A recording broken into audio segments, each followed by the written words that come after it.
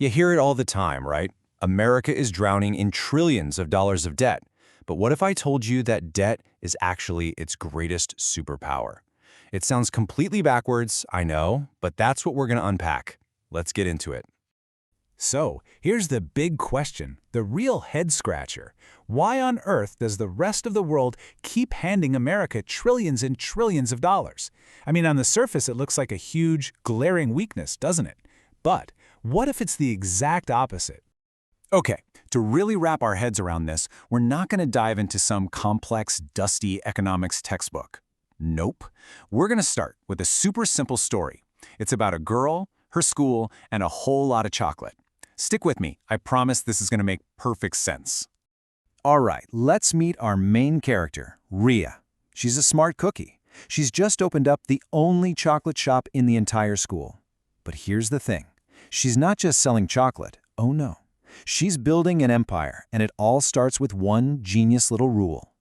So here's her master plan. Step 1. She's got the only chocolate in town, a total monopoly. Step 2, she invents her own money, these little pink coupons. And just like that, these coupons become the most important thing on the playground. You want chocolate? You absolutely have to get your hands on Ria's pink coupons. And here is where it gets really clever. Ria can actually borrow coupons from other kids. She can even spend more coupons than she technically has. And guess what? Nothing bad happens. No one complains. Why? Because everybody is totally hooked on her system. They all know that if they want chocolate tomorrow or the next day, they need those pink coupons. She's got them right where she wants them. Okay, so you see where this is going, right? Let's do a quick swap. Ria, she's the United States. Those all-powerful pink coupons, that's the US dollar. And all the other kids who are desperate for those coupons, well, that's pretty much the rest of the world. Believe it or not, this simple little playground story is the key to unlocking how the entire global financial system actually works. There's a line from our source material that just nails it. It's not about countries liking America. It's not about alliances or friendships. It's about something much more basic, pure, raw necessity. If you want to play in the global economy, if you want to buy the things your country needs, you have to have the world's pink coupon. All right, the chocolate shop story was great, but now let's scale it up to the real world. How does this whole thing actually work on a global scale, day in and day out? Well, it's all about this incredibly powerful, self-reinforcing system. You can think of it as a global recycling loop. Okay, follow the money with me on this one. Let's say Germany wants to buy a tanker of oil from Saudi Arabia. That entire deal, it's priced and paid for in US dollars. So both Germany and Saudi Arabia need to have a giant stash of dollars on hand just to do business.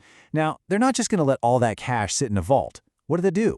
They look for the safest possible place to invest it. And that place is U.S. Treasury bonds, which is just a fancy way of saying they're lending that money to the U.S. government. And boom, just like that, the money from global trade gets recycled right back into the U.S., funding its economy and, yes, its debt.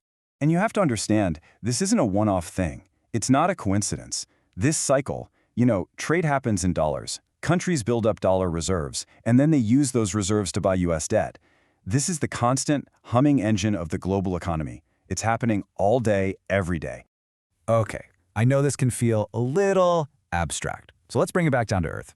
Let's look at some very real, very concrete examples of where this pink coupon system is running the show. Just take a look at this. Let's start with oil, the lifeblood of, well, everything. It's pretty much all priced in dollars. That means a country like India literally has to keep a huge stash of dollars, which it invests in US debt, just to buy fuel and keep the country running. Or how about China? America's biggest competitor, right? Well, they sell so much stuff to the world that they are swimming in a sea of US dollars. And what's the safest harbor for all that cash? You guessed it, US government bonds. They are literally funding their biggest rival. Even the boring stuff like contracts for shipping a container across the ocean, it's all done in dollars. The whole system is completely locked in. Okay, so this is where it all comes together. This is the big reveal. Remember how we started by asking if America's debt is a crippling weakness? Well, it's time to take that idea and flip it completely upside down. Most people think of US debt like their own credit card bill. A dangerous problem that's about to explode. But the reality is nothing like that. Because of this whole global recycling loop we've been talking about, the world's need for dollars creates this constant, built-in, captive audience that is hungry for US debt. It's not a mistake in the system, it is the system. And check out the sheer scale of this. For every single $1 trillion of new debt the US government creates, the global economy needs something like $5 or $6 trillion just to keep the lights on for global trade. All those trillions have to go somewhere safe, right? And that right there is the punchline. The US isn't begging people to buy its debt. It's the complete opposite. The rest of the world is desperately searching for a safe place to put all the dollars they've earned. And US debt is the #1 answer. That is the superpower. So, if there's one thing to take away, it's this. Stop thinking about US debt like it's your mortgage. That's just the wrong way to look at it. A much better analogy is a giant recycling plant. The debt gets created, the world buys it, and the money gets funneled right back into the US economy, which, guess what, keeps the dollar strong and the whole cycle starts over again. And that leaves us with one final huge question. This whole incredible system works perfectly as long as Ria's pink coupon is the only game in town. But what happens if the other kids decide they want to use a different coupon? A blue one, maybe? What happens if a real competitor to the US dollar finally shows up? The answer to that question, well, that's probably going to shape the next 100 years.